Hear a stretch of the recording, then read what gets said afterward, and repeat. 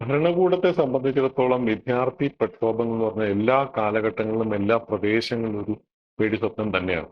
കാരണം എവിടെ നോക്കിയാലും നമുക്ക് കാണാൻ സാധിക്കുന്ന വിദ്യാർത്ഥികളാണ് പ്രക്ഷോഭങ്ങളുടെയും കലാപങ്ങളുടെയും, അതായത് ഭരണകൂടത്തെ തന്നെ മാറ്റുന്നതിന് ഉതകുന്ന തരത്തിലുള്ള കലാപങ്ങളുടെയും പ്രക്ഷോഭങ്ങളുടെയും നെടുനായകത്വം വഹിച്ചിട്ടുള്ളത് പലപ്പോഴും ക്യാമ്പസുകളിൽ നിന്നാണെന്ന് നമുക്ക് കാണാനായിട്ട് സാധിക്കും. ഈവൻ ഫ്രഞ്ച് റവല്യൂഷൻ പോലെയുള്ള കാലഘട്ടം എടുത്ത് നോക്കിയാൽ പോലും അത് ഉത്ഭവിക്കുന്നത് ചെറുപ്പക്കാരുടെ ഒരു വലിയ ഒരു കൂട്ടത്തിൽ നിന്നാണ്. ഒരു പർട്ടിക്കുലർ ഒരു പ്രത്യേക പ്രായത്തിനപ്പുറത്തുള്ള ആൾക്കാർക്ക് ഇത്തരത്തിലുള്ള ഒരു പൊതു ആ, ആ, ആ, വിഷയങ്ങൾക്ക് വേണ്ടിയിട്ടുള്ള പ്രവർത്തനങ്ങൾക്കോ പ്രക്ഷോഭങ്ങൾക്കോ ഇറങ്ങുന്നതിന് പലപ്പോഴും പരിമിതികൾ ഉണ്ടാവുന്നുണ്ട്. ആ പരിമിതി വ്യവസ്ഥാപിതമായിട്ടുള്ള കുടുംബ ബന്ധങ്ങളുടെയും അതുപോലെയുള്ള ആ, പല ഘടകങ്ങളുടെയും കാരണത്തിലാണ് ഉണ്ടാവുന്നത്. അതേസമയം ഒരു ക്യാമ്പസിലെ വിദ്യാർത്ഥി എന്ന് പറയുന്നത് പൂർണ്ണമായിട്ടും പൊതുവിഷയങ്ങളിൽ കൂടുതൽ സമയവും ഊർജവും നൽകുന്നതിനുള്ള പ്രാപ്തിയും അതിനുള്ള സൗകര്യങ്ങളുമുള്ള ഒരു വിഭാഗമാണ് പൊതുജനം എന്നുള്ളത്. അത് ഒരു സ്കൂൾ വിദ്യാർത്ഥി അല്ലെങ്കിൽ കോളേജ് വിദ്യാർത്ഥി എന്നുള്ളതിനുപരിയായിട്ട് യുവത്വം എന്നുള്ള ഒരു വാക്കായിരിക്കും അതിന് കൂടുതൽ യോജിക്കുക എന്ന് എനിക്ക് തോന്നുന്നു. ഇപ്പോ നമ്മുടെ ഇന്ത്യയുടെ കാര്യം എടുത്തു നോക്കുകയാണെങ്കിൽ തെലുങ്കാന സമരത്തിന്റെ കാര്യം എടുത്തു നോക്കുക. തെലുങ്കാന സമരത്തിന്റെ നെടുനായകത്വം എന്ന് പറയുന്നത് ശരിക്കും പറഞ്ഞ ഒസ്മാനിയ യൂണിവേഴ്സിറ്റി പോലെയുള്ള ഈ സർവകലാശാലകളായിരുന്നു നമുക്ക് കാണാനായിട്ട് സാധിക്കും.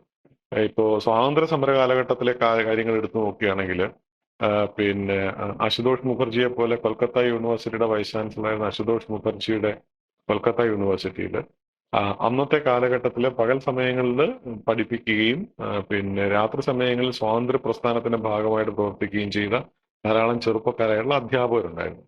പകൽ സമയങ്ങളിൽ ക്ലാസ്സിൽ കയറുകയും അതിനുശേഷം ബ്രിട്ടീഷ് വിരുദ്ധ പ്രക്ഷോഭങ്ങളിൽ ഏർപ്പെടുകയും ചെയ്തിരുന്ന വിദ്യാർത്ഥികളുടെ വലിയൊരു ഒരു ശതമാനം അന്നത്തെ കാലത്തെ കൊൽക്കത്ത യൂണിവേഴ്സിറ്റിയിൽ ഉണ്ടായിരുന്നു. അതിന് അശുതോഷ് മുഖർജിയെ പോലുള്ള ആൾക്കാർ ഒരുപക്ഷെ വലിയൊരു പ്രചോദനം കൊടുത്തു എന്നാണ്. ബോംബെ യൂണിവേഴ്സിറ്റിയിലും പിന്നെ ചെന്നൈ മദ്രാസ് യൂണിവേഴ്സിറ്റിയിലും ഒക്കെ ഉണ്ടായിരുന്നുവെങ്കിലും കൊൽക്കത്ത യൂണിവേഴ്സിറ്റിയുടെ ഈ ഒരു പ്രത്യേക സാഹചര്യം അശുതോഷ് മുഖർജിയെ പോലെയുള്ള വളരെ വളരെ പ്രഗത്ഭരായിട്ടുള്ള വളരെ അറിയപ്പെടുന്ന ആൾക്കാരുടെ കാര്യത്തിൽ എടുത്തു പറയേണ്ടതാണ്.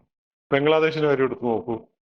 ഉറുദു രാഷ്ട്രഭാഷയാക്കുന്നതിന് വേണ്ടിയിട്ടുള്ള ഭരണകൂടത്തിന്റെ തിട്ടൂരത്തിനെതിരെ നൂറുകണക്കിന് വിദ്യാർത്ഥികളാണ് ധാക്ക യൂണിവേഴ്സിറ്റിയിൽ മരിച്ചുകൊണ്ടത്. അവിടെയും ഒരു സർവകലാശാലയാണ് ഇത്തരത്തിലുള്ള പ്രക്ഷോഭത്തിന്റെ വിത്തുകൾ പൊട്ടി മുളയ്ക്കുന്നത് നമുക്ക് കാണാനായിട്ട് സാധിക്കും. ഇതിനുള്ളൊരു പ്രധാനപ്പെട്ട കാരണം യുവത്വം എന്ന് പറയുന്നത് പൊതുസമൂഹവുമായിട്ട് ബന്ധപ്പെട്ടിട്ടുള്ള വിഷയങ്ങളിൽ കൂടുതൽ താല്പര്യവും കൂടുതൽ ഊർജവും കൂടുതൽ സമയവും ചിലവഴിക്കുന്നതിന് സന്നദ്ധതയുള്ള ഒരു വിഭാഗമാണ് എന്നുള്ളതാണ്. വളരെ ദൗർഭാഗ്യവശാൽ ഈ യുവത്വം കഴിയുന്നതോടുകൂടി എനിക്ക് തോന്നുന്നത് കുടുംബം ഒരു പിന്നോക്ക വ്യവസ്ഥയാണ് എന്നല്ല ഞാൻ പറഞ്ഞു വരുന്നത്. ഒരു കുടുംബത്തിന്റെ ബന്ധങ്ങളിലേക്ക് ഇറങ്ങിപ്പോകുന്നത് വഴി ആ ഒരു ഒരു ഒരു വീര്യത്തിനും ഊർജത്തിനും എവിടെ ഒരു ചോർച്ച ഉണ്ടാവുന്നുണ്ട് എന്നുള്ളത് വാസ്തവമാണ്. എന്നാൽ സെൽഫ് എക്സ്റ്റെൻഡഡ് ആയിട്ടുള്ള ഒരു വലിയ ഒരു പ്രവർത്തനം വിദ്യാർത്ഥി സമരങ്ങളുടെ ഭാഗത്തു നിന്ന് ഉണ്ടാവുന്നുണ്ട്. എല്ലാ കാലഘട്ടങ്ങളിലും നമ്മുടെ പിന്നെ ലോക ചരിത്രത്തിന്റെ തന്നെ ഭരണകൂട ചരിത്രങ്ങളുടെ തന്നെ മൊത്തം പഠനങ്ങൾ നമ്മൾ നോക്കുകയാണെങ്കിൽ നമുക്ക് കാണാൻ സാധിക്കുന്നത് പിന്നെ ഈ വിദ്യാർത്ഥി പ്രക്ഷോഭങ്ങൾ എല്ലാ കാലഘട്ടങ്ങളിലും ഭരണകൂടങ്ങളെ സംബന്ധിച്ചിടത്തോളം വലിയ ഭീഷണി തന്നെയായിരുന്നു. അത് ഇന്ത്യയിലെ ബ്രിട്ടീഷ് കാലഘട്ടം തൊട്ടെടുത്ത് നോക്കുകയാണെങ്കിലും ശരിയാണ്.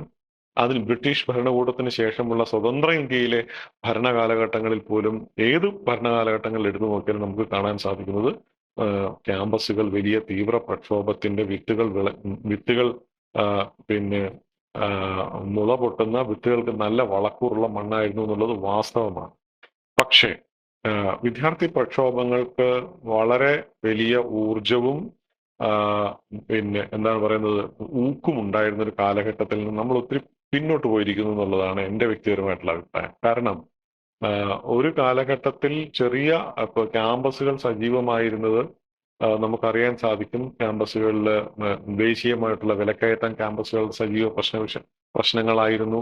സാമൂഹ്യപരമായിട്ടുള്ള ഇക്വാളിറ്റി സമൂഹത്തിൽ വലിയ ചർച്ചാ വിഷയമായിരുന്നു. കേരളം പോലെയുള്ള സംസ്ഥാനങ്ങൾ എടുത്തു നോക്കിയുള്ള നക്സൽ പ്രസ്ഥാനങ്ങളൊക്കെ തന്നെ ഈ കോളേജുകളിൽ വളരെ കാര്യക്ഷമമായിരുന്നത് ഈ ഇക്വാളിറ്റി പോലെയുള്ള വിഷയങ്ങളുമായിട്ട് ബന്ധപ്പെട്ടിട്ട്, സമത്വം പോലെയുള്ള വിഷയങ്ങളുമായിട്ട് ബന്ധപ്പെട്ടിട്ട് നക്സൽ പ്രസ്ഥാനങ്ങൾ പോലും വളരെ സ്വാധീനം ഉണ്ടായിരുന്ന നാടാണ് കേരളം എന്ന് പറയുന്നത്. അതെവിടെയാണ്? ക്യാമ്പസുകളിലാണ്. രാജന്റെ ഇഷ്യൂ ഒക്കെ ഉണ്ടാകുന്നതൊക്കെ NIT ഇപ്പോഴത്തെ NIT റീജിയണൽ എഞ്ചിനീയറിംഗ് കോളേജിന്റെ ക്യാമ്പസിലും മറ്റുമാണ്. അപ്പൊ ക്യാമ്പസുകൾ ഇത്തരത്തിലുള്ള ഒരു വലിയ കേന്ദ്രങ്ങളായിരുന്നു കേരളത്തിന്റെ തന്നെ കാര്യം എടുത്തു നോക്കിയാൽ, ലോകത്തെമ്പാടും എടുത്തു നോക്കിയാൽ. പക്ഷേ ഇത്തരത്തിൽ സാമൂഹ്യ വിഷയങ്ങളോട് വലിയ പ്രതിബദ്ധതയുള്ള ഒരു ക്യാമ്പസിനെ, അല്ലെങ്കിൽ യുവത്വം നിറഞ്ഞു നിൽക്കുന്ന ഒരു ക്യാമ്പസിനെ സാമൂഹ്യ വിഷയങ്ങളിൽ നിന്ന് ഡിസ്ട്രാക്ട് ചെയ്യുന്ന, അതായത് വ്യതിചലിപ്പിക്കുന്ന ഒരു വലിയ ഒരു ഒരു ഒരു വലിയ ഒരു അജണ്ട നമ്മുടെ സമൂഹത്തിൽ നിലനിൽക്കുന്നുണ്ട് എന്നുള്ളത് വാസ്തവം. അത് ഒരു പർട്ടിക്കുലർ ഭരണകൂടം മാത്രമാണോ എന്ന് ചോദിച്ചാൽ,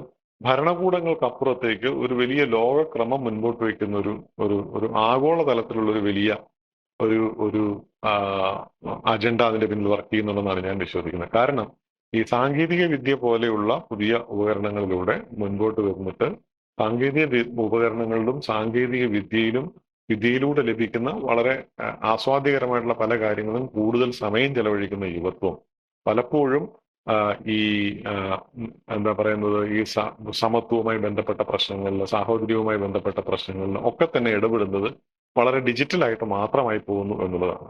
ഈ ഡിജിറ്റലായിട്ടുള്ള അവരുടെ ഇടപെടൽ ഉണ്ടാകുന്നത് തന്നെ അവരുടെ മൊത്തം ഡിജിറ്റൽ സമയത്തെ എടുത്തു നോക്കുകയാണെങ്കിൽ, ആ മൊത്തം ഡിജിറ്റൽ സമയത്തിന്റെ 100% ഒരു ലെസ് ദാൻ 30% മാത്രമാണ് ഒരു സാമൂഹ്യ വിഷയങ്ങളിൽ ഒരു ചെറുപ്പക്കാരൻ ചെലവഴിക്കുന്നത്. ബാക്കി വരുന്ന ഒരു 70% ഒരുപക്ഷെ എന്റർടൈൻമെന്റ് പോലെയുള്ള പല പല തരത്തിലുള്ള വിഷയങ്ങളിലാണ് ചെറുപ്പക്കാരന്റെ ഊർജവും സമയവും കൂടുതൽ പോയിക്കൊണ്ടിരിക്കുന്നത് എന്നുള്ളത് വാസ്തവമാണ്. ഊർജം എന്നുള്ള ഉദ്ദേശിച്ചത് അപ്ലോഡ് ചെയ്യാനും പുതിയ കാര്യങ്ങൾ അപ്ലോഡ് ചെയ്യുന്നതിന്, ഇപ്പോൾ റീൽസ് അപ്ലോഡ് ചെയ്യുക, അല്ലെങ്കിൽ ട്രോളുകൾ അപ്ലോഡ് ചെയ്യുക, ഇത്തരം കാര്യങ്ങൾക്ക് കൂടുതലും ഒരു 70% സാമൂഹ്യ പ്രതിബദ്ധതയുള്ള വിഷയങ്ങൾക്ക് പുറത്തു നിന്നുള്ള വിഷയങ്ങളാണ് ഉണ്ടായിക്കൊണ്ടിരിക്കുന്നത്. എന്നാൽ ഒരു 30%, ഞാൻ വളരെ റഫായിട്ടൊരു എസ്റ്റിമേറ്റ് ആണ്, കൃത്യമായിട്ടൊരു ശതമാനവും നമുക്ക് അക്കാര്യത്തിൽ പറയാൻ സാധിക്കില്ല എങ്കിൽ പോലും ഒരു ചെറിയ വിഭാഗം ഇത്തരം കാര്യങ്ങളിൽ ഇടപെടുന്നുണ്ട്. അത് ഡിജിറ്റലാണ്.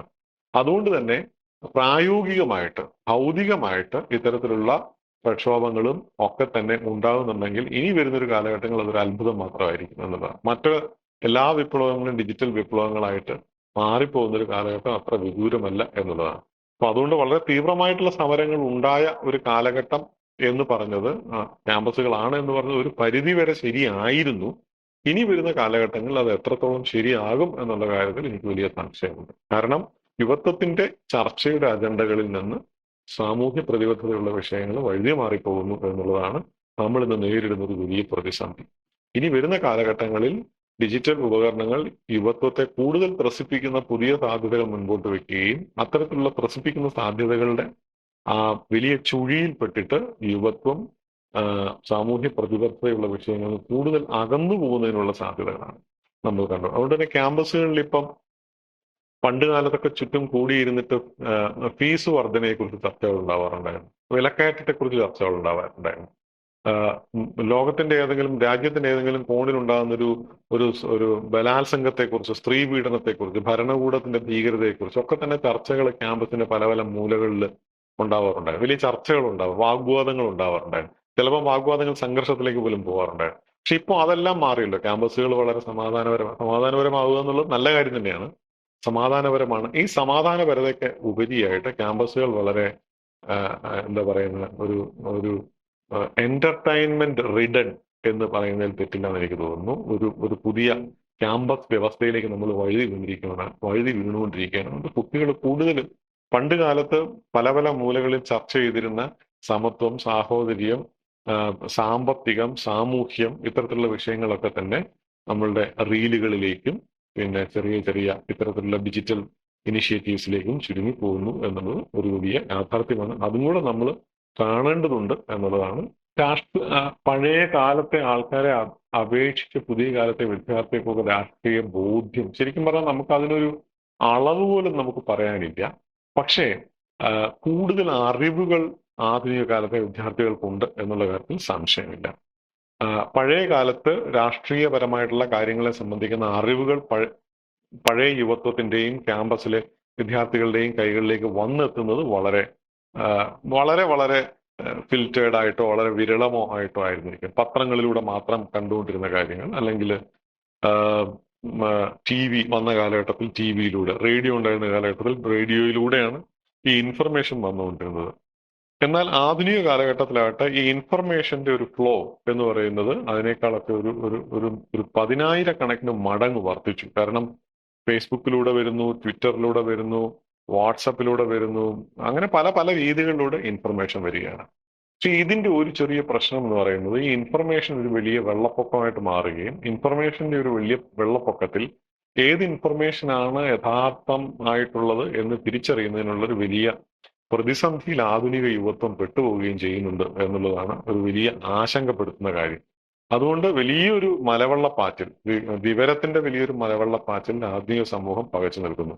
എന്നാൽ പഴയ കാലഘട്ടത്തിലെ സമൂഹം എന്ന് പറയുന്നത് അവരുടെ രാഷ്ട്രീയ ബോധ്യം അവർ രൂപപ്പെടുത്തിയിരുന്നത് പ്രധാനമായിട്ടും പരിമിതമായ അറിവുകളിൽ നിന്ന്, അതിന്റെ അടിസ്ഥാനത്തിൽ ഉണ്ടാവുന്ന ചിന്തകളിൽ നിന്ന്, ആ ചിന്തകൾ മറ്റുള്ളവരുമായി പങ്കുവയ്ക്കുമ്പോൾ തങ്ങളുടെ ചിന്തകൾക്കുണ്ടാവുന്ന പരിവർത്തനങ്ങളിൽ നിന്ന്, അല്ലെങ്കിൽ അതിലേക്ക് ലഭിക്കുന്ന ഇൻപുട്ടുകളിൽ നിന്നൊക്കെ രൂപപ്പെടുത്തിയ രാഷ്ട്രീയ ബോധ്യമായിരുന്നു.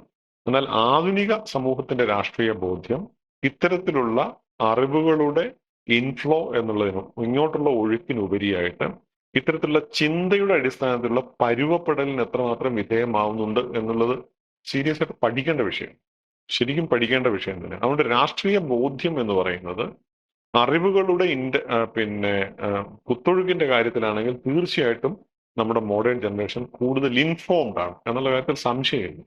പക്ഷെ രാഷ്ട്രീയ ബോധ്യം അതുകൊണ്ട് കൂടുന്നുണ്ടോ എന്ന് ചോദിച്ചാൽ എനിക്ക് അതിനെക്കുറിച്ച് കൃത്യമായ ഒരു പഠനം നടത്താതെ പറയാൻ സാധിക്കും എന്ന് എനിക്ക് തോന്നുന്നില്ല. എന്റെ അഭിപ്രായത്തിൽ അത് പഴയ തലമുറയേക്കാൾ രാഷ്ട്രീയ ബോധ്യം ഒരുപക്ഷെ കുറവായിരിക്കാനാണ് സാധ്യത എന്നാണ് ഞാൻ വിശ്വസിക്കുന്നത്. വിദ്യാഭ്യാസം പൂർണ്ണമായിട്ടും ഒരു രാഷ്ട്രത്തിന്റെ നിക്ഷേപം എന്നതിൽ നിന്നൊരു സ്വകാര്യ നിക്ഷേപം എന്നതിലേക്ക് പരിവർത്തിക്കപ്പെട്ടുകൊണ്ടിരിക്കുകയാണ്. അതാണ് നമ്മൾ കണ്ടുകൊണ്ടിരിക്കുന്നത്. ഇത് ഒരു നമ്മുടെ രാജ്യം എടുത്തു 1980-കൾ തൊട്ട് ഈ മാറ്റങ്ങൾ വളരെ കൃത്യമായിട്ട് പ്രകടമായിരുന്നു. അതായത് രാഷ്ട്രം ഇൻവെസ്റ്റ് ചെയ്യുക, രാജ്യം വിദ്യാഭ്യാസത്തിൽ ഇൻവെസ്റ്റ് ചെയ്യുക എന്നുള്ളതിൽ നിന്ന് ബദലായിട്ട് വ്യക്തി ഇൻവെസ്റ്റ് ചെയ്യട്ടെ എന്നുള്ളൊരു താല്പര്യം നമ്മുടെ രാജ്യത്ത് 1980-കൾ തൊട്ട് പ്രകടമായി തുടങ്ങിയിട്ടുണ്ട്. അത് വിദ്യാഭ്യാസത്തിലേക്കുള്ള ഒരു നവലിബറൽ താല്പര്യങ്ങളുടെ കടന്നുകയറ്റത്തിന്റെ ഒരു കാലഘട്ടം മുതൽ ഈ ഒരു ട്രെൻഡ് വളരെ പ്രകടമാണ്. ഗവൺമെന്റുകൾ ഇപ്പൊ പ്രഖ്യാപിക്കുന്ന വിദ്യാഭ്യാസപരമായിട്ടുള്ള ആനുകൂല്യങ്ങൾ എന്ന് പറയുന്നത് തന്നെ എന്റെ ഒരു വ്യക്തി 1980-കൾക്ക് ശേഷം എടുത്തു നോക്കുകയാണെങ്കിൽ ഇത്തരത്തിലുള്ള വിദ്യാഭ്യാസ ആനുകൂല്യങ്ങൾ, സ്കോളർഷിപ്പുകൾ പോലെയുള്ള കാര്യങ്ങൾ, ഫെലോഷിപ്പുകൾ പോലെയുള്ള കാര്യങ്ങൾ, പിന്നെ ചെറിയ അസിസ്റ്റൻസ് പോലെയുള്ള കാര്യങ്ങൾ ഒക്കെ തന്നെ എൻ്റെ അഭിപ്രായത്തിൽ വിദ്യാഭ്യാസത്തിൽ മുതൽ മുടക്കുന്നതിനുള്ള ഗവൺമെന്റുകളുടെ പ്രഖ്യാപിതമായിട്ടുള്ള അവരുടെ ഉത്തരവാദിത്വത്തിൽ നിന്നുള്ള വലിയ ഒഴിഞ്ഞുമാറ്റമാണ്. കാരണം ഒരു സ്കോളർഷിപ്പ് ഒരു വിദ്യാർത്ഥിക്ക് കൊടുക്കുന്നത് വഴി ആ വിദ്യാർത്ഥിയുടെ മുഴുവൻ ഉത്തരവാദിത്തങ്ങൾ ഏറ്റെടുക്കുന്നതിന് ഗവൺമെന്റ് പിൻപോട്ട് പോവുകയാണ്. മറിച്ച് എല്ലാ വിദ്യാർത്ഥികളുടെയും വിദ്യാഭ്യാസത്തിന്റെ ഉത്തരവാദിത്തം ഏറ്റെടുക്കേണ്ടുന്ന ഒരു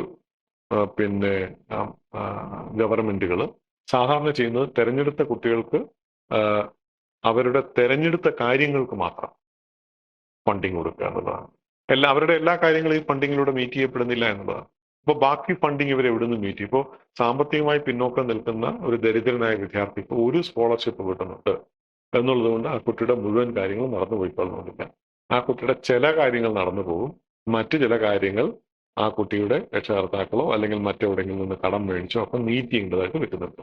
ഇതിൽ നിന്ന് മനസ്സിലാക്കുന്നത് എന്താണെന്ന് ചോദിച്ചാൽ, നിങ്ങൾ പൂർണ്ണമായിട്ട് വിദ്യാഭ്യാസത്തിന്റെ ഗവൺമെന്റ് പൂർണ്ണമായിട്ട് വിദ്യാഭ്യാസത്തിൽ ചെലവഴിക്കുന്നതിനേക്കാൾ ബദലായിട്ട് നിങ്ങളുടെ തിരഞ്ഞെടുത്ത ആവശ്യങ്ങൾ മാത്രം ഞങ്ങൾ സപ്പോർട്ട് ചെയ്യാം. അപ്പോഴും നിങ്ങളുടെ മറ്റ് ആവശ്യങ്ങൾ നിങ്ങളുടെ തന്നെ ഉത്തരവാദിത്തമാണ് എന്നുള്ളൊരു ബോധ്യം നമ്മളിൽ ഉറപ്പിക്കുന്നതിന് ഈ സ്കോളർഷിപ്പുകൾക്കും ഫെലോഷിപ്പുകൾക്കും സാധിക്കുന്നുണ്ട്. അതുപോലെ തന്നെ മറ്റൊരു പ്രധാനപ്പെട്ട കാര്യമാണ് സ്റ്റുഡന്റ് ലോണുകൾ എന്ന് പറയുന്നത്, എഡ്യൂക്കേഷണൽ ലോൺസ് എന്ന് പറയുന്ന ആശയം. ഇപ്പോൾ ഈ പറയുന്ന സ്കോളർഷിപ്പുകളെയും എഡ്യൂക്കേഷൻ ലോണുകളെയും ഫെലോഷിപ്പുകളെയും ഒക്കെ ഞാൻ കാണുന്നത് വലിയൊരളവ് വരെ ഗവൺമെന്റുകൾക്ക് വിദ്യാഭ്യാസത്തിൽ പൂർണ്ണമായി മുതൽ മുടക്കുന്നതിനുള്ള അവരുടെ ഉത്തരവാദിത്വത്തിൽ നിന്ന് ഒഴിഞ്ഞു മാറുന്നതിനുള്ള ഒരു സാധ്യതയായിട്ടാണ് ഒരു തന്ത്രമായിട്ടാണ് ഞാൻ അതിനെ പലപ്പോഴും കാണാറുള്ളത്. ഞാൻ പല സ്ഥലങ്ങളിലും ഞാനത് എഴുതിയിട്ടുമുണ്ട്. കാരണം നിങ്ങൾക്ക് എല്ലാവർക്കും കൊടുക്കണ്ട എന്നുള്ളതാണ്. അപ്പോൾ അതിൽ തന്നെ ഒരു സ്ക്രീനിങ് നടത്താം എന്നുള്ളതാണ്. ആ സ്ക്രീനിങ് നടത്തുന്ന അതിൻ്റെ അകത്ത് തന്നെ കുട്ടികളുടെ പല വശങ്ങളെ ചിലതിനെ വീണ്ടും സ്ക്രീൻ ചെയ്യാൻ സാധിക്കും എന്നുള്ളതാണ്. അതുകൊണ്ട് പൂർണ്ണമായിട്ടും വിദ്യാർത്ഥികൾക്ക് പിന്നെ അവരുടെ മുഴുവൻ ആവശ്യങ്ങളും സ്കൂളിൽ വന്നു പോകുന്നതിനും കോളേജിൽ വന്നു പോകുന്നതിനുള്ള മുഴുവൻ ആവശ്യങ്ങളും ഗവൺമെന്റുകളുടെ ഉത്തരവാദിത്തമാണ്. അതിൽ നിന്ന് അതാണ് പൂർണ്ണമായിട്ടും ശരിക്കും പറഞ്ഞാൽ ഗവൺമെന്റുകൾ ശ്രദ്ധിക്കേണ്ടത്. ഇനി കേന്ദ്രം അതുപോലെ തന്നെ മറ്റ് സംസ്ഥാന ഗവൺമെന്റുകളും നൽകുന്ന ഫെലോഷിപ്പുകൾ വിദ്യാർത്ഥികളിലേക്ക് പലപ്പോഴും എത്തിച്ചേരുന്നതിനുള്ള പ്രധാനപ്പെട്ട തടസ്സമായിട്ട് മാറുന്നത് നമ്മളുടെ ബ്യൂറോക്രാറ്റിക് ആയിട്ടുള്ള തടസ്സങ്ങളാണ്. പലപ്പോഴും വിദ്യാർത്ഥികൾക്ക് എത്തേണ്ടുന്ന അവരുടെ പണം എന്ന് പറയുന്നത് അവരുടെ ലംസം ഗ്രാൻഡ് ആയാലും ശരി, ഇപ്പോ സിംഗിൾ ഗേൾ ചൈൽഡ് ഇത് പിന്നെ സ്കോളർഷിപ്പ്, അതുപോലെ തന്നെ OBC scholarship, Maulana Azad scholarship, ഇങ്ങനെ പലതരത്തിലുള്ള സ്കോളർഷിപ്പുകൾ നിലനിൽക്കുന്നുണ്ടെങ്കിൽ പോലും ഡെമോക്രാറ്റ് ഒരു ബ്യൂറോക്രാറ്റിക് ആയിട്ടുള്ള ഒരു സിസ്റ്റത്തിന്റെ നൂലാമാലകളിൽ പെട്ടിട്ടാണ് ഇത് പലപ്പോഴും താമസിച്ചു പോകുന്നത്. അവിടെയും ഒരു പ്രധാനപ്പെട്ട പ്രശ്നം എന്ന് പറഞ്ഞാൽ ഈ സ്കോളർഷിപ്പുകൾ കിട്ടുന്നത് ഒരു പാവപ്പെട്ട വിദ്യാർത്ഥിയെ സംബന്ധിച്ചിടത്തോളം ഒരു കോളേജിൽ ചേരാൻ വരുമ്പോൾ കോളേജിൽ ചേരാൻ 10,000 രൂപ അല്ലെങ്കിൽ 20,000 രൂപ കൊടുക്കണം എന്നുണ്ടെങ്കിൽ ആ 20,000 രൂപ ആദ്യം ഇവരുടെ പോക്കറ്റിൽ നിന്ന് എടുത്ത് കൊടുത്തിട്ട് രണ്ടാമത് ഗവൺമെന്റ് ആ പൈസ റീഇംബേഴ്സ് ചെയ്യുകയാണ് ചെയ്യുന്നത്. ഈ റീഇംബേഴ്സ് ചെയ്യുന്ന പൈസ ഒരുപക്ഷെ കിട്ടുന്നത് കുട്ടിയുടെ ഒന്നാമത്തെ അക്കാദമിക വർഷം കഴിഞ്ഞു പോകുമ്പോഴായിരിക്കും. അപ്പോ ഈ സ്റ്റാർട്ടിങ്ങിൽ അഡ്മിഷന്റെ സമയത്ത് കൊടുക്കുന്ന ഈ പണം ഈ വിദ്യാർത്ഥിക്ക് തിരിച്ചു കിട്ടുന്നത് അഡ്മിഷൻ കഴിഞ്ഞ് തിരിച്ചു പോകുന്ന സമയത്ത്, ആ സമയത്ത് ഇവരുടെ തിരിച്ച് അക്കൗണ്ടിലേക്ക് വരും. പക്ഷെ അതുവരെ ഈ കുട്ടി ഈ പണത്തിന്റെ കടക്കാരനായിട്ട് നിലനിൽക്കുകയാണ്. അപ്പോൾ ഇത്തരത്തിലുള്ള പല വൈരുദ്ധ്യങ്ങളും ഈ സാമ്പത്തികമായിട്ടുള്ള സഹായം എന്ന് പറയുമ്പോൾ തന്നെ സാമ്പത്തികമായിട്ട് സഹായിക്കുന്നവരെ വലിയൊരളവ് വരെ വലിയ കടക്കാരനാക്കി നിലനിർത്തുന്നതിനുള്ളൊരു ഒരു ഒരു ഒരു പ്രതിഭാസം കൂടെ ഇത്തരത്തിലുള്ള സ്കോളർഷിപ്പുകളുടെയും ഫെലോഷിപ്പുകളുടെയും കാര്യത്തിൽ നമുക്ക് കാണാനായിട്ട് സാധിക്കും. പ്രത്യേകിച്ചും പാവപ്പെട്ട വിദ്യാർത്ഥികൾ തന്നെ സാമ്പത്തികമായിട്ട് പിന്നോക്കം നിൽക്കുന്നവരിലെ പെൺകുട്ടികളുടെ വിദ്യാഭ്യാസത്തിൽ അപ്പൊ ഈ കടക്കാർ വന്ന് ചോദിക്കുമ്പോൾ പേരൻസ് വിചാരിക്കുന്നത് ഇനി ഇവള് പോണ്ട എന്നുള്ളതാണ്, അല്ലെങ്കിൽ ഇവനെ വിട്ടതുകൊണ്ടാണ് ഈ കടക്കാർ വീട്ടിൽ നിന്ന് പൈസ ചോദിക്കുന്നത്. അപ്പൊ കടം മേടിച്ച് സ്കൂളിൽ ചേർക്കുന്നു അല്ലെങ്കിൽ കോളേജിൽ ചേർക്കുന്നു, ഒരു വർഷം കഴിഞ്ഞേ പണം കിട്ടുകയുള്ളൂ. ഇതിനിടയിൽ വരുന്ന ബ്ലേഡുകാരുടെയും മറ്റ് ഫിനാൻഷ്യൽ ആരുടെയെങ്കിലും കയ്യിൽ നിന്ന് കടമൊക്കെ മേടിച്ചിട്ടാണ് ചെയ്യുന്നതെങ്കിൽ അവരുടെ ശല്യം സഹിക്കാത്തതുകൊണ്ട് നാച്ചുറലി പേരൻസ് വിചാരിക്കുന്നത് ചേർക്കാതിരിക്കുക എന്നുള്ളതാണ്. അപ്പോൾ ഇതിനുള്ള പ്രധാനപ്പെട്ട പരിഹാരം എന്ന് പറയുന്നത് കൃത്യമായിട്ട് എല്ലാ സ്കൂൾ അക്കാഡമിക് ഇയറുകളുടെയും കോളേജ് അക്കാഡമിക് ഇയറുകളുടെയും ആദ്യ ഘട്ടത്തിൽ തന്നെ അവർക്ക് വേണ്ട പിന്നെ പണം ഓരോ വിദ്യാർത്ഥി, അതായത് ഇപ്പോൾ എല്ലാം ഡിജിറ്റലൈസ് ചെയ്തിരിക്കുകയാണ്. ഓരോ ഇൻസ്റ്റിറ്റ്യൂഷനും അവരവരുടെ ക്യാമ്പസിലെ വിദ്യാർത്ഥികളുടെ പിന്നെ ആധാർ കാർഡ് അടക്കമുള്ള ഡീറ്റെയിൽസ് കോളേജിന്റെയും യൂണിവേഴ്സിറ്റിയുടെ ഒക്കെ പോർട്ടലിലേക്ക് അപ്ലോഡ് ചെയ്താൽ ഡിജിറ്റൽ ആയിട്ടുള്ള ട്രാൻസാക്ഷൻ നടത്തുന്നതിന് ശരിക്കും പറഞ്ഞാൽ വളരെ ചുരുങ്ങിയ സമയമേ ആവശ്യമുള്ളൂ. അത്തരത്തിലുള്ളൊരു ഒരു ഒരു മാതൃകയിലേക്ക് നമ്മൾ പോകേണ്ടതുണ്ട്. അങ്ങനെ അല്ലാത്ത പക്ഷം